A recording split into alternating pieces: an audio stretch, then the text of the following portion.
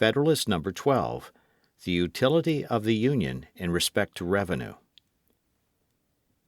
From the New York Packet, Tuesday, November 27, 1787. Hamilton. To the People of the State of New York. The effects of union upon the commercial prosperity of the States have been sufficiently delineated. Its tendency to promote the interests of revenue will be the subject of our present inquiry. The prosperity of commerce is now perceived and acknowledged by all enlightened statesmen to be the most useful as well as the most productive source of national wealth, and has accordingly become a primary object of their political cares. By multiplying the means of gratification, by promoting the introduction and circulation of the precious metals, those darling objects of human avarice and enterprise, it serves to vivify and invigorate the channels of industry, and to make them flow with greater activity and copiousness. The assiduous merchant, the laborious husbandman, the active mechanic, and the industrious manufacturer, all orders of men, look forward with eager expectation and growing alacrity to this pleasing reward of their toils. The often agitated question between agriculture and commerce has, from indubitable experience, received a decision which has silenced the rivalship that once subsisted between them, and has proved to be to the satisfaction of their friends that their interests are intimately blended and interwoven. It has been found in various countries that, in proportion as commerce has flourished, land has risen in value. And how could it have happened otherwise? Could that which procures a freer vent for the products of the earth, which furnishes new incitements to the cultivation of land, which is the most powerful instrument in increasing the quantity of money in a state, could that, in fine, which is the faithful handmaid of labor and industry in every shape, fail to augment that article which is the prolific parent of far the greatest part of the objects upon which they are exerted? It is astonishing that so simple a truth should have ever had an adversary, and it is one, among a multitude of proofs, how apt a spirit of ill-informed jealousy, or of too great abstraction and refinement, is to lead men astray from the plainest truths of reason and conviction. The ability of a country to pay taxes must always be proportioned, in a great degree, to the quantity of money in circulation, and to the celerity with which it circulates. Commerce, contributing to both these objects, must of necessity render the payments of taxes easier, and facilitate the requisite supplies to the treasury. The hereditary dominions of the Emperor of Germany contain a great extent of fertile, cultivated, and populous territory, a large proportion of which is situated in mild and luxuriant climes. In some parts of this territory are to be found the best gold and silver mines in Europe. And yet, from the want of the fostering influence of commerce, that monarch can boast but slender revenues. He has several times been compelled to owe obligations to the pecuniary succors of other nations for the preservation of his essential interests, and is unable, upon the strength of his own resources, to sustain a long or continued war. But it is not in this respect of the subject alone that union will be seen to conduce to the purpose of revenue. There are other points of view in which its influence will appear more immediate and decisive. It is evident from the state of the country, from the habits of the people, from the experience we have had on the point itself, that it is impracticable to raise any very considerable sums by direct taxation. Tax laws have in vain been multiplied. New methods to enforce the collection have in vain been tried.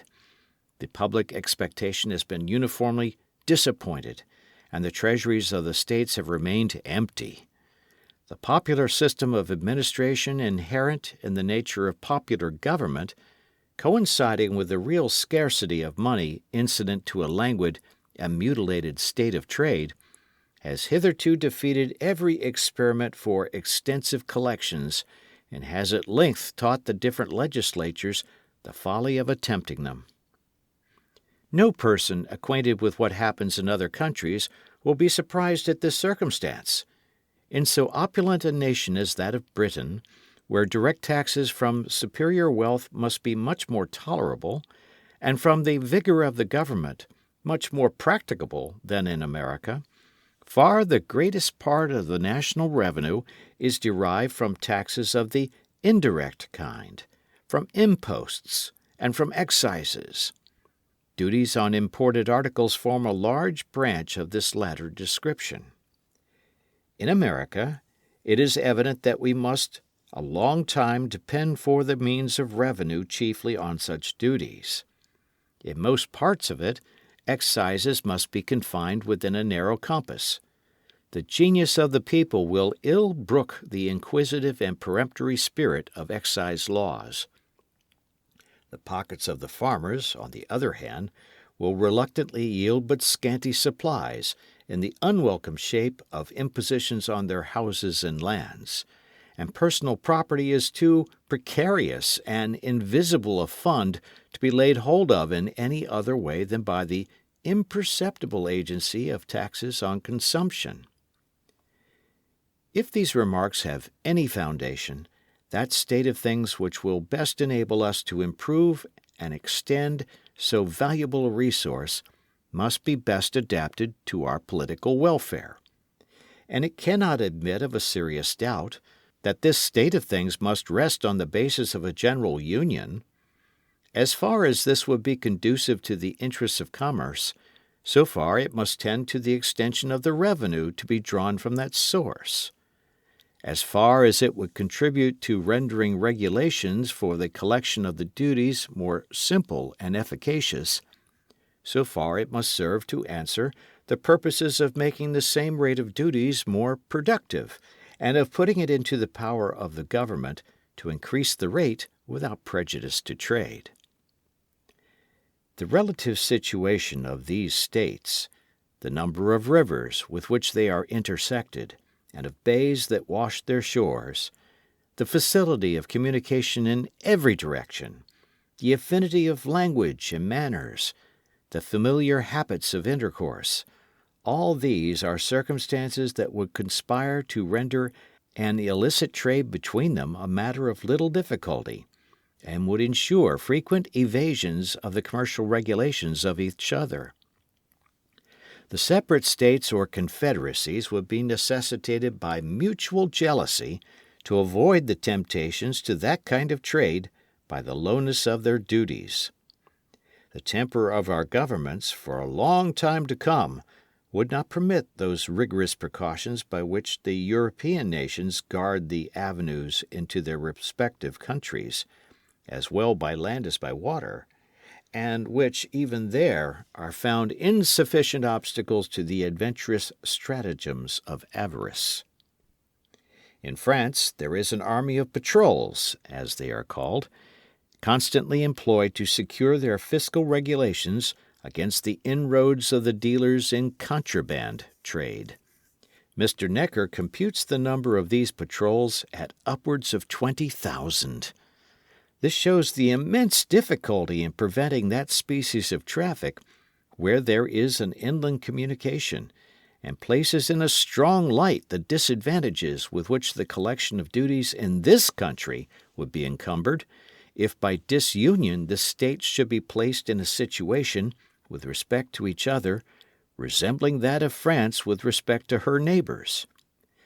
The arbitrary and vexatious powers with which the patrols are necessarily armed would be intolerable in a free country.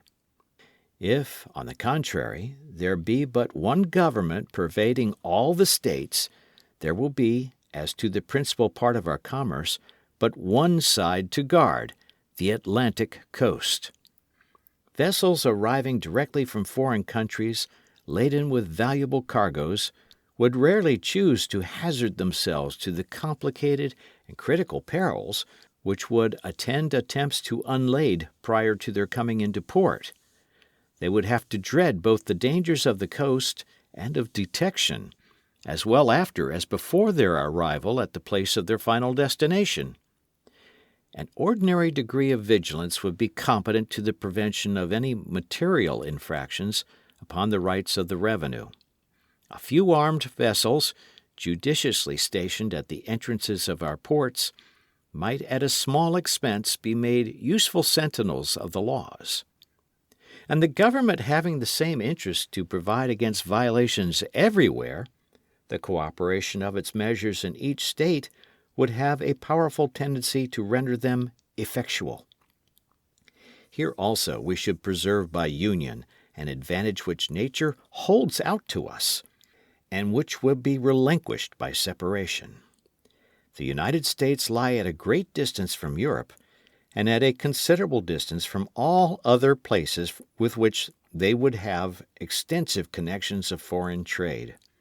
The passage from them to us in a few hours, or in a single night, as between the coasts of France and Britain and of other neighboring nations, would be impracticable. This is a prodigious security against a direct contraband with foreign countries. But a circuitous contraband to one state, through the medium of another, would be both easy and safe. The difference between a direct importation from abroad and an indirect importation through the channel of a neighboring state in small parcels, according to time and opportunity, with the additional facilities of inland communication, must be palpable to every man of discernment. It is therefore evident that one national government would be able, at much less expense, to extend the duties on imports, beyond comparison, further than would be practicable to the states separately or to any partial confederacies. Hitherto, I believe, it may safely be asserted that these duties have not upon an average exceeded in any state 3%. In France they are estimated to be about 15%, and in Britain they exceed this proportion. If my memory be right, they amount to 20%.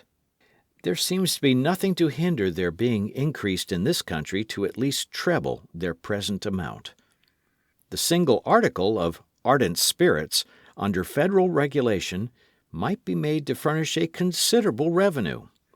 Upon a ratio to the importation into this state, the whole quantity imported into the United States may be estimated at 4 millions of gallons, which, at a shilling per gallon, would produce 200,000 pounds. That article would well bear this rate of duty, and if it should tend to diminish the consumption of it, such an effect would be equally favorable to the agriculture, to the economy, to the morals, and to the health of the society. There is perhaps nothing so much a subject of national extravagance as these spirits. What will be the consequence if we are not able to avail ourselves of the resource in question in its full extent? A nation cannot long exist without revenues. Destitute of this essential support, it must resign its independence and sink into the degraded condition of a province. This is an extremity to which no government will of choice accede. Revenue, therefore, must be had at all events. In this country, if the principal part be not drawn from commerce, it must fall with oppressive weight upon land. It has been already intimated that excises, in their true signification, are too little in unison with the feelings of the people to admit of great use being made of that mode of taxation, nor, indeed, in the states where almost the sole employment is agriculture, are the objects proper for excise sufficiently numerous to permit very ample collections in that way. Personal estate, as has been before remarked, from the difficulty in tracing it, cannot be subjected to large contributions by any other means than by taxes on consumption. In populous cities it may be enough the subject of conjecture to occasion the oppression of individuals without much aggregate benefit to the state. But beyond these circles it must, in a great measure, escape the eye and the hand of the tax-gatherer. As the necessities of the state, nevertheless, must be satisfied in some mode or other, the defect of other resources must throw the principal weight of public burdens on the possessors of land. And as, on the other hand, the wants of the government can never obtain an adequate supply unless all the sources of revenue are open to its demands, the finances of the community, under such embarrassments, cannot be put into a situation consistent with its respectability or its security. Thus we shall not even have the consolations of a full treasury to atone for the oppression of that valuable class of the citizens who are employed in the cultivation of the soil. But public and private distress will keep pace with each other in gloomy concert and unite in deploring the infatuation of those councils which led to disunion. Signed, Publius.